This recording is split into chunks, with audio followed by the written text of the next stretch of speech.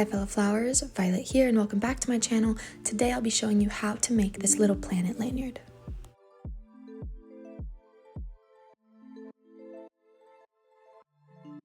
The first step in making this little planet is to have yourself a seamless circle.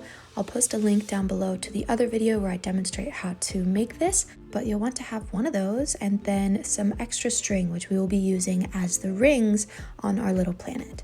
So I'm going to measure out 2 pieces of Gimp, and I'll put the links also in the description box, but I'll just start by inserting these 2 strings through the center of the circle and then pulling both ends until I find their midpoint.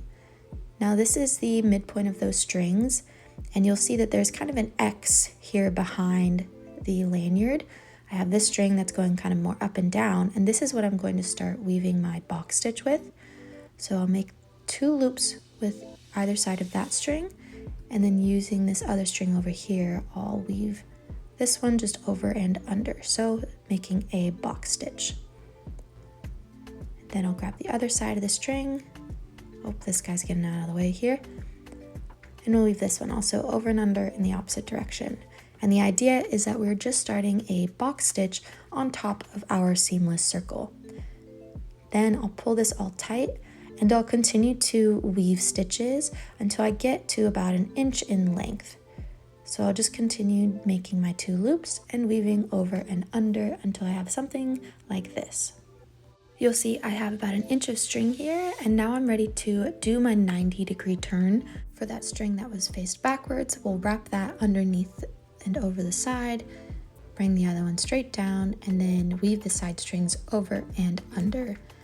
And again, for any extra tips, I will post the full tutorials for these steps down below.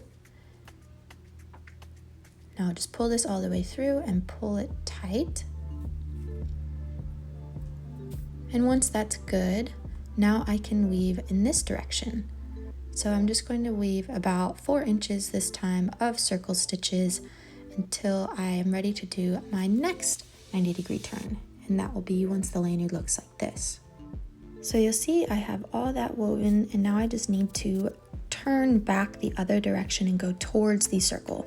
So I'm going to turn my lanyard like so that way I can figure out which direction I want to go, and I'll find the string that is pointed backward, this one here, and this is going to need to come underneath the side over here. Move all these guys out of the way. Bring this underneath the side here and over the top.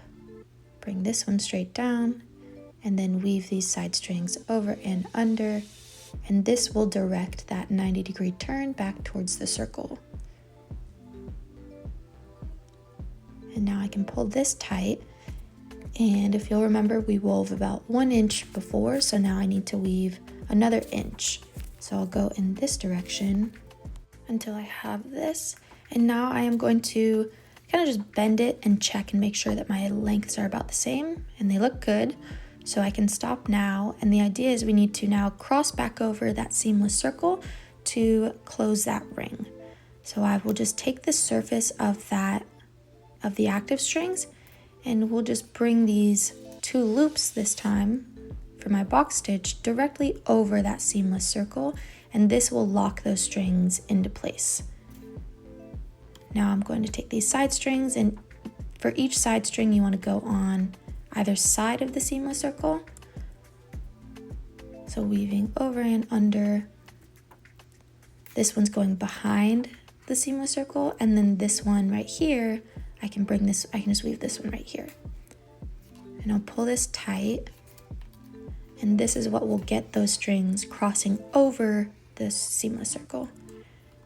And next I will just weave 1 more stitch, and I'll pull this one as tightly as possible without snapping the strings, and then I'll let the strings rest for a little bit, leave them to rest, so that way if the strings are going to lose tension at all, that you can retighten and give them a little bit of time to settle, essentially. Now pulling it super tight, and after a couple of minutes, I did end up trimming the strings, but here you can shape it if you need to. And once you trim those, this is what you should have. So I hope you enjoyed this quick little planet tutorial. Thanks for watching and for keeping the love and nostalgia of lanyard making alive. I'll see you guys in the next one. Till then, keep blooming.